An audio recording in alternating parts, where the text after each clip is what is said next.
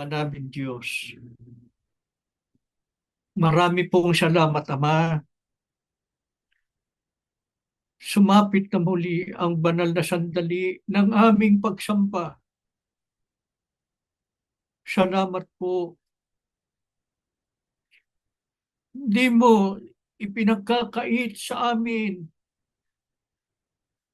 ang ganitong mga pagkakataon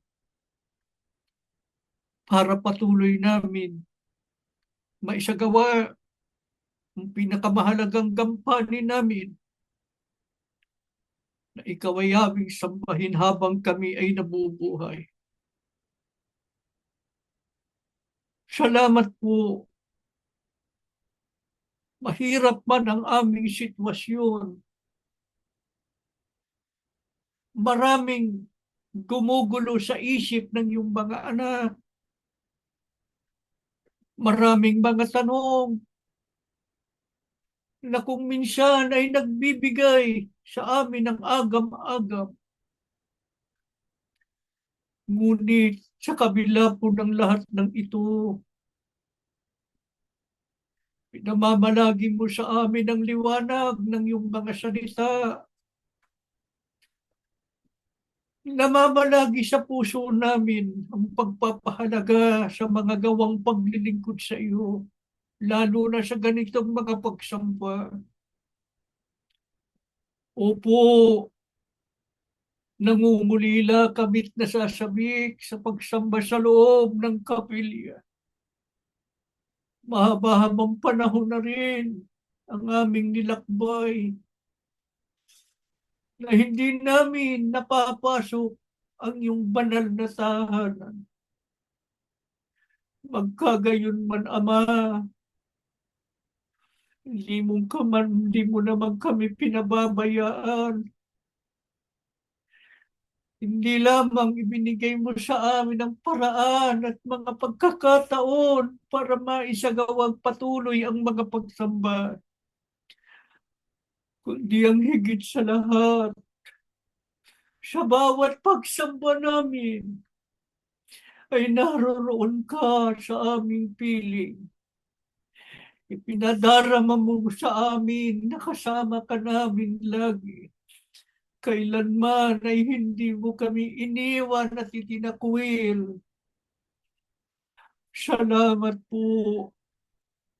Salamat ng marami, Ama.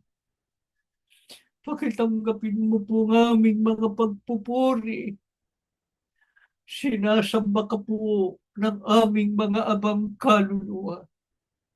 Panginoong Yesus, salamat din po sa iyo sa pag-alalay mo sa amin sa panahon ng pag-iina at agam-agam.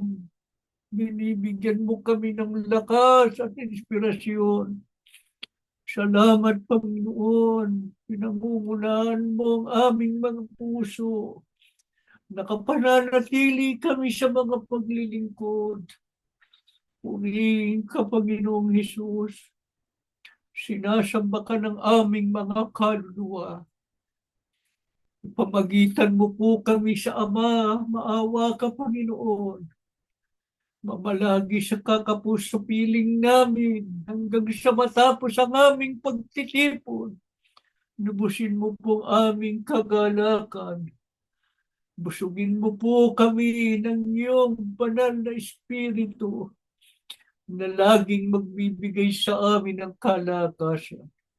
Ama, sumasampalataya kaming narinig mo ang aming mga panalangin at sa aming pag-aaral ng mga salita mo, pakihandang lubos ang aming mga puso. Patuloy namin itong ibuhay. Patuloy na maging tanglaw namin at gabay sa paglalakbay sa mundong ito patungo sa aming kaligtasan. Malagi kaming nakaugnay sa diwa't layunin ng pagsusugo mo po sa mga huling araw. Sa pangalan po ng aming Panginoong Hesukristo. Amen.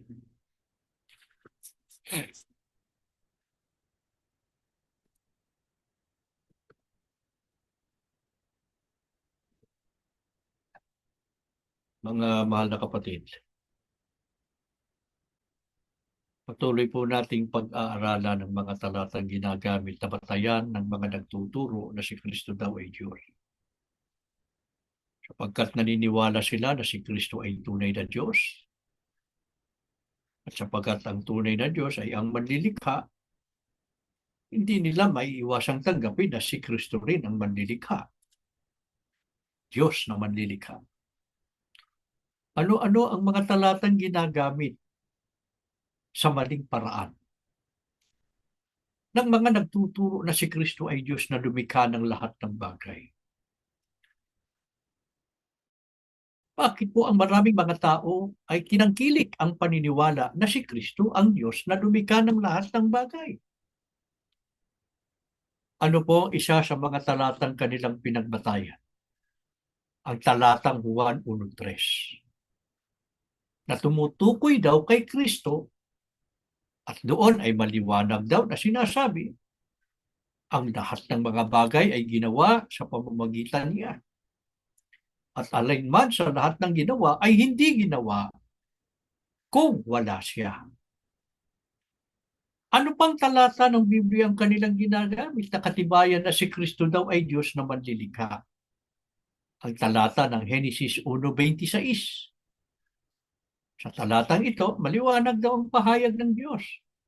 Lalangin natin ang tao sa ating larawan. Paano nila ito ginagamit para palitawin na si Kristo ay Diyos na manlalalang? Inakala nila na ang Diyos ay nakikipag-usap sa dalawa pang persona ng Trinidad. Ang akala nila, ang kanatin ng Diyos, nang sabihin ng Diyos, lalangin natin ang tao sa ating larawan. Ang kanatin daw ng Diyos ay si Kristo at ang Espiritu Santo. Pero ano po dapat nating mapansin? Wala pong sinasabi ang Diyos na ang kanatin niya ay si Kristo at ang Espiritu Santo. Wala siyang paliwanag na ganito. Ang malinaw na sinabi ng Diyos, lalangin natin ang tao sa ating larawan. Ang salitang natin ay hindi tiyakang tumutukoy sa dalawa o sa tatlo, kundi sa marami. Balikan natin ito mamaya at liwanagin. Sa ano pang talata ng Biblia nila iniuugnay ang kanilang paniniwala na si Kristo ay Diyos na manlilikha? Sa Kawikaan 8:22-30. Paano naman nila ito ipinaliliwanag upang palabasin na si Kristo ang Diyos na manlilikha? Yun daw pong mga pahayag dito. Inari ako ng Panginoon sa pasimula ng kanyang lakad, bago pinasimulan ang kanyang mga gawa ng una. Ako'y nalagay mula noong araw, mula nang walang pasimula, bago nalikha ang lupa. At yung sa 27, nang kanyang itatag ang langit, nandoon ako. At yung talatang 30, nasa sipingan niya ako.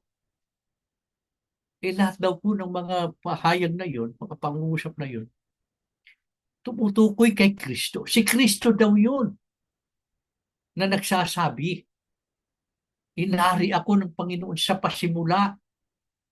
Ako'y nalagay mula nung unang araw, mula nang walang pasimula. Nang kanyang itatag ang langit, nandoon ako. Nasa sipingan niya ako. Si Kristo daw yun. At ito raw ang matibay na katunayan na naroon na si Kristo sa siping ng Diyos.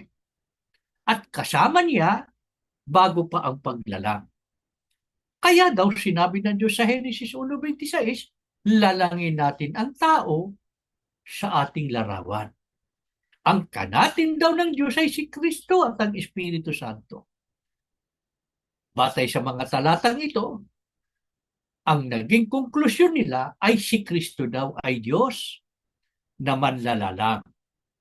Inuulit ko mga kapatid, yung mga paliwanag nila na yan ay hindi siyang nakasulat sa Biblia. Sa naroon yung kanilang mga paliwanag, nasa kanilang isipan lang. Batay sa kanilang pagkaunawa at maling interpretasyon. Bakit mali? Yan ang patutunayan sa atin ngayon. Pag-aaralan natin at suriin natin ang kanilang interpretasyon. Sa mga talatang ito sa liwanag ng banal na kasulatan. Si Kristo ba ang tinutukoy sa Kawikaan 8:22 hanggang 30? Na naroon na sa siping ng Diyos bago pa ang paglalang? Hindi. Alin ang tinutukoy ng Biblia na naroon na sa pasimula bago pa ang paglalang ng Diyos? Paliwanag ang nakasulat sa itaas.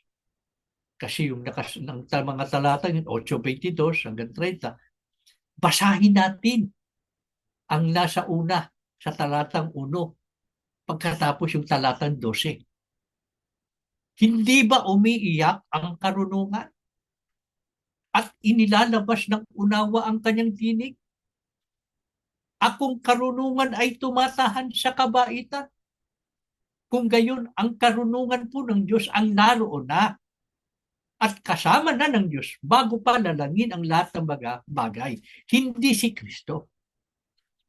Ano ang lalong matibay na katunayang ang karunungan ng Diyos ang tinutukoy sa Kawikaan 8:22 at 30 at hindi si Kristo? Ang karunungan ang naroon na sa siping ng Diyos bago pa ang paglalang. Maliwanag ang sagot ng Biblia sa Kawikaan 3:19. Nilikha ng Panginoon ang lupa sa pamamagitan ng karunungan. Itinatag niya ang langit sa pamamagitan ng kaunawaan. Mga kapatid, wala tayong mababasa sa alinmang talata ng Biblia na noong gawin ng Diyos ang paglalang ay kasama niya si Kristo at ang Espiritu Santo na bumubuo sa tinatawag nilang Trinidad. Wala ito sa Biblia. Saan ito naroon? Nasa kanilang isipan lamang. Bunga lamang ng kanilang maling pagkaunawa sa mga talata ng Biblia. Bakit sinabi ng Diyos sa Genesis 1:26, lalangin natin ang tao sa ating larawan? Sino ang kanatin ng Diyos? Sa Genesis 1:26, sino ang kausap ng Diyos sa mga talatang ito? Ang sagot ay maliwanag na bababasa sa Genesis 3:22 hanggang 24. Sabi ng Diyos, narito't ang tao'y naging parang isa sa atin. Napansin niyo? May kausap ang Diyos. Narito ang tao'y naging parang isa sa atin. Sino nga ang kasama ng Diyos na kausap niya noon pa sa pasimula? Bago pa ang paglalang, ang sabi ng Biblia, kaya pinalaya siya, ang tao, si Adan, ng Panginoong Diyos sa halamanan ng Eden upang kanyang bukirin ang lupaing pinagkunan sa kanya. Ano pat itinaboy ang lalaki at inilagay sa silanganan ng halamanan ng Eden ang mga kerubin. Sa makatwid, ang mga kerubin ang kasama ng Diyos noon pa sa pasimula, bago pa ang paglalang. Sila ang kausap ng Diyos noong sabihin ng Diyos, lalangin natin ang tao sa ating larawan. Ang kerubin po ay isang uri ng anghel. Bukod sa mga kerubin, sino pa ang mga nilalang na kasama na ng Diyos sa langit?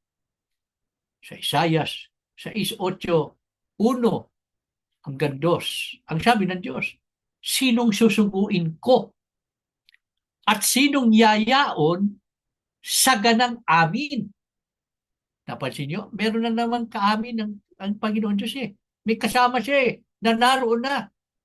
Bago pa ang paglalang, kasama na ng Diyos. Naroon na sa langit. Sino ang kasama ng Diyos na binabanggit niya dito? Sa ganang amin. Nagsabi ni Propeta Isaiah sa 1 hanggang 2, noong taong mamatay ang Haring Uzias ay nakita ko ang Panginoon na nakaupo sa isang luklukan, matayog at mataas, at pinuno ang templo ng kanyang kaluwalhatian. Sa itaas niya ng Diyos ay nangakatayo ang mga serapin. Ang mga serapin po, mga kapatid, isa pang uri ng anghel. Sa makatwid, bukod sa mga kerubin, kasama rin ng Diyos sa langit noon pa sa pasimula, ang mga sirapin. Sila ang kausap ng Diyos noong nilikha niya ang lahat ng bagay. Hindi si Kristo at ang Espiritu Santo. Gayunman, hindi po ito nangangahulugang katulong ng Diyos ang mga kerubin at mga sirapin sa paglikha o paglalang. Ano ang katibayan na walang katulong ang Diyos sa paglalang ng lahat ng bagay? Noong sabihin ng Diyos sa Genesis 1:16, 26, lalangin natin ang tao sa ating larawan. Malinaw ang pahayag ng Biblia sa kasunod na talatang 27. At nilalang ng Diyos, wala na yung natin, di ba? Doon sa 26, lalangin natin ang tao sa ating larawan. Meron siyang kausap. Yun ang mga kirubin at sirapin. Pero doon mismo sa aktual na paglalang, ipinaliwanag sa 27, kasunod na talata, nilalang ng Diyos. Wala nang kanatin ang Diyos. Nilalang ng Diyos ang tao ayon sa kanyang sariling larawan. Ayon sa larawan ng Diyos siya nilalang. Nilalang niya, isa lang, nilalang niya sila na lalaki at babae. Sana napansin ninyo yung ginamit na panghalip niya. Nilalang niya sila na lalaki at babae. Tumutukoy lamang sa isa, hindi dalawa, hindi tatlo, hindi marami. Isa lamang, nilalang niya sila na lalaki at babae. Ang Diyos lamang ang lumikha. Hindi niya kinatulong ang mga kerubin at mga serapin. At lalong hindi si Kristo at ang Espiritu Santo na wala pa noon. Ano pa ang katunayan ang Diyos lamang na mag-isa ang lumikha ng lahat ng bagay?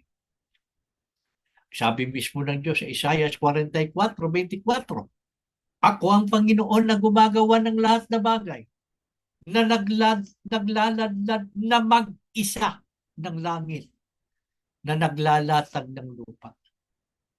Ano pang talata ng Biblia ang nagpapatunay na ang Diyos na mag-isa ang lumalang ng lahat ng bagay?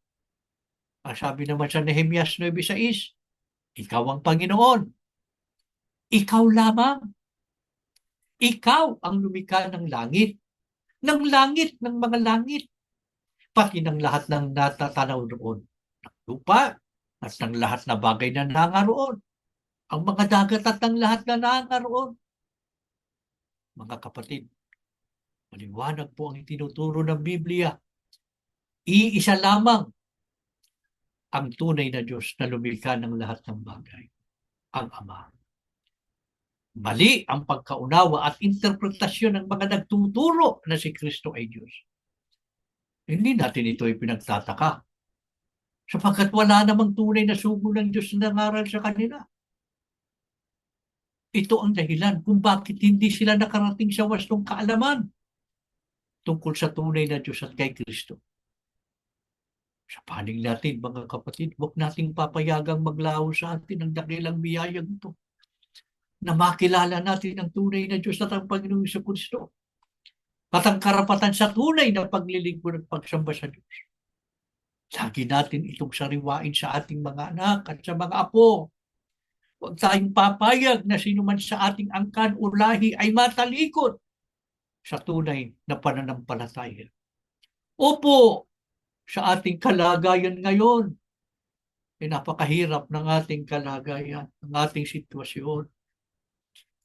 Lalo pa nga, papalapit at papalapit ang araw ng paghuhukom para sa atin. Yan ay araw ng ating kaligtasan. Patuloy na natutupad ang ibinala ng Diyos at ng Panginoong Jesucristo. Ang pagsagana ng katampalasanan, ang paglubha ng iba't ibang uri ng kapahamakan dulot ng mga kalamidad, iba't ibang kaguluhan, digmaan, mga salot at epidemya. Lahat po ng yan ay sumpa ng Diyos sa daigdig. Yan ang matibay na katunayang malapit na ang kawakasan. Malapit na ang araw ng ating kaligtasan. Kaya anuman ang ating maranasan pa sa pangapaglalakbay, huwag tayong bibitiw. May Diyos na laging nakatunghay sa atin, lalo na sa ganitong mga pagsamba, laging nakahandang makinig sa ating mga panalangin. Sa Kanya tayo laging mangano. Sa Kanya natin idulog ano man ang ating pangangailangan.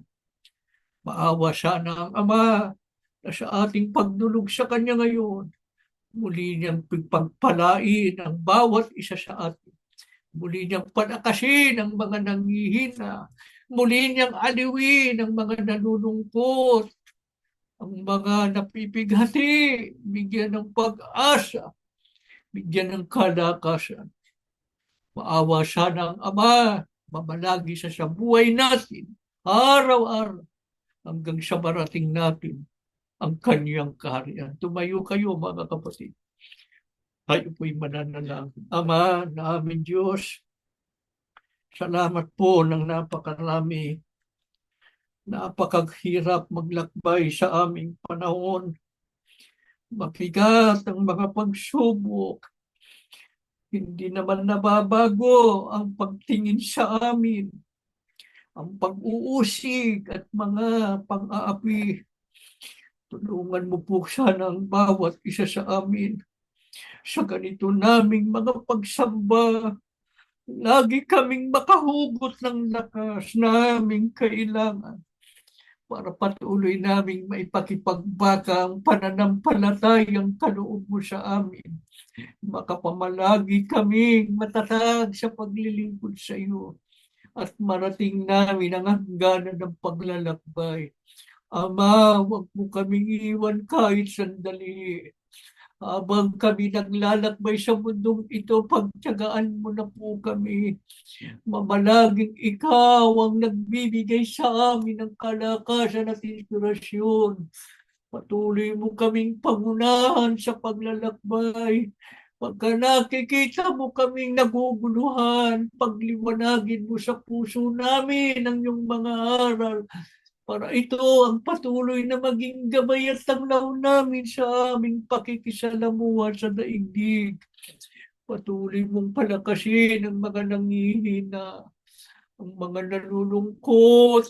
Kaalalahanin mo sila, araw-araw ay napipighati dahil sa kanang kalagayan.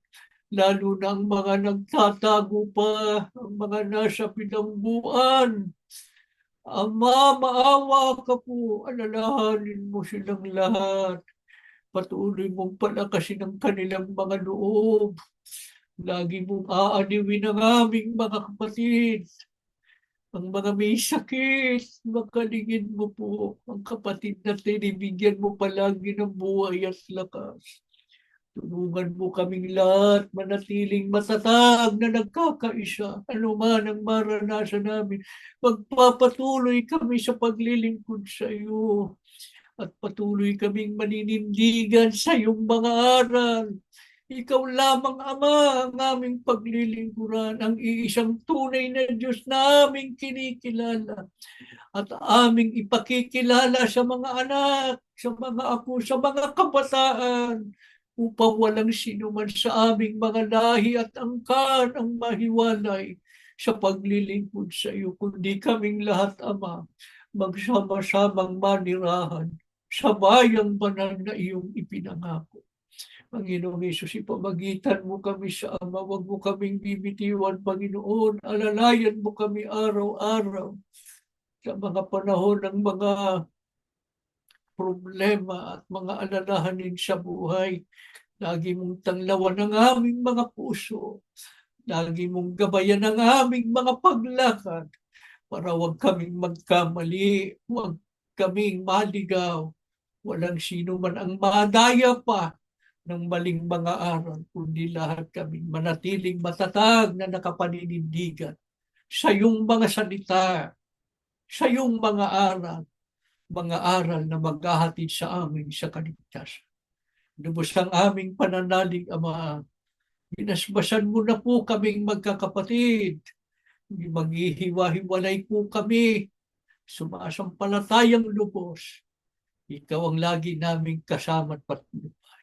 Sa pangalan po ng aming Panginoong Hesus Kristo.